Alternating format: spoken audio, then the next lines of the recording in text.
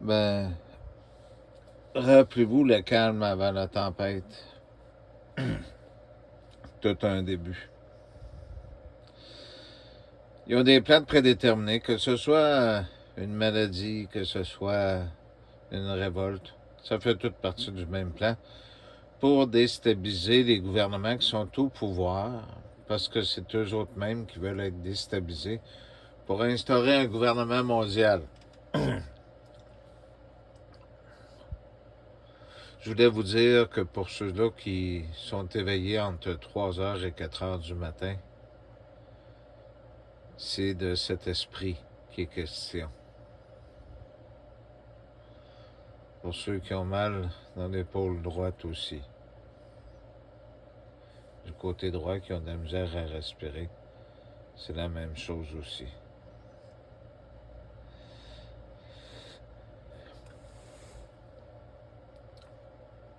Les débardeurs à Montréal font grève. La nourriture est de moins en moins accessible dans les banques alimentaires. Donc l'approvisionnement va changer. En France, on jette de plus en plus gros nos choux, comme partout ailleurs d'ailleurs. Et qu'est-ce qui va partir le bal? Il y a 2 scénarios possibles. Mais celui-là que je vais vous dire, il y a des fortes chances que ce soit ça. Les élections présidentielles américaines.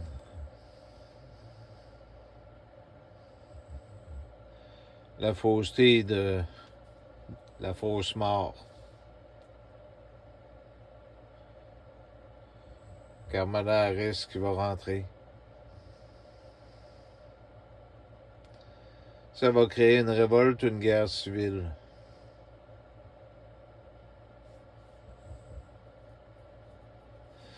C'est pour ça qu'ils ont fait des réserves de nourriture depuis un certain temps.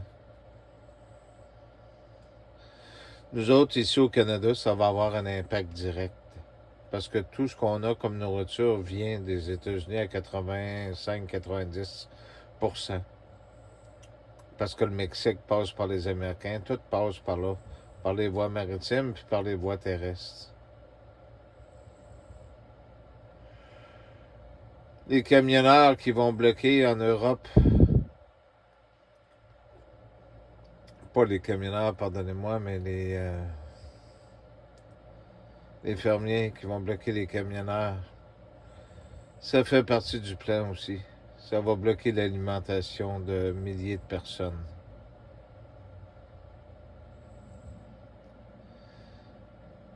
Les gens pensent faire une bonne action, mais par en arrière, il y a quelqu'un qui les pousse à faire ces actions-là, qui va créer une anarchie. Le Canada va s'y remettre avec le camionnage. Tout va rembarquer. Mais cette fois-là, ça va être la guerre civile. C'est les scénarios que j'ai vus. Soyez patient pour la présidentielle américaine. Par la suite, n'oubliez pas que la Russie est toujours là. Il y a quelqu'un qui m'a dit, parce qu'il pensait que je ne le savais pas, que Poutine était un franc-maçon. Ben oui. La lignée de sang reste toujours la même lignée, comme dans la Deuxième Guerre mondiale avec les sangs royales. Faites juste regarder la monarchie allemande. Elle était aussi de lignée royale anglaise.